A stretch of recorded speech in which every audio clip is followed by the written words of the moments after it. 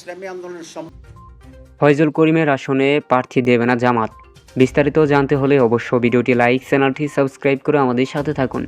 ইসলামী আন্দোলন বাংলাদেশের জ্যেষ্ঠ নায়েবে আমির মুফতি সৈয়দ মোহাম্মদ ফয়জুল করিম বরিশাল ৫ সদর সিটি ও বরিশাল বাকেরগঞ্জ আসনে নির্বাচন করবেন। এর মধ্যে একটি আসনে জামায়াতের ইসলামীর প্রার্থী মাওলানা মাহমুদুন নবীন মনোনয়নপত্র প্রত্যাখ্যান করে নেওয়া হবে।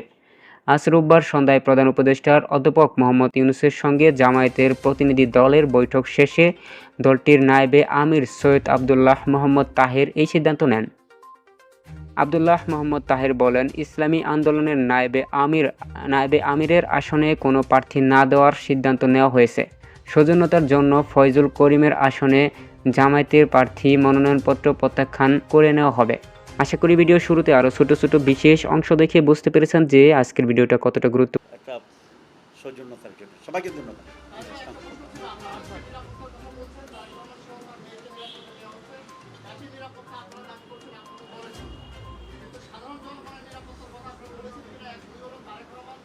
বলছেন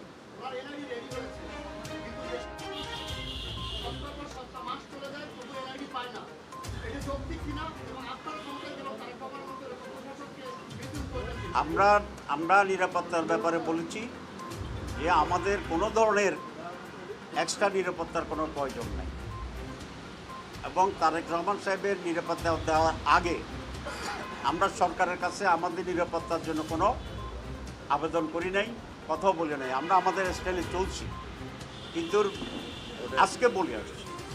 আজকে বললাম কেন, ভয় নয়, এটা জেনারেল পারসেপশনের কারণে। কারণ একজনের পিছিয়ে যদি বোমা করে মানুষ মনে করবে যে he is superior to another one, যেহেতু এটা নির্বাচনের সময়, সে কারণেই আমরা এটা বলেছি। আমরা মৌলিকভাবে আল্লাহর উপর ভরসা করি, আল্লাহকে ভয় পাই, আমরা কোনো ভয় পাই না নিরাপত্তার প্রয়োজন।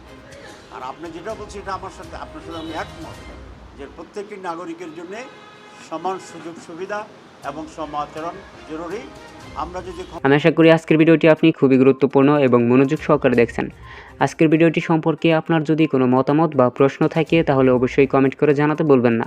আজকের ভিডিওটি এখানে শেষ করছি। দেখা হচ্ছে পরবর্তী লেটেস্ট আপডেট নিউজের সঙ্গে।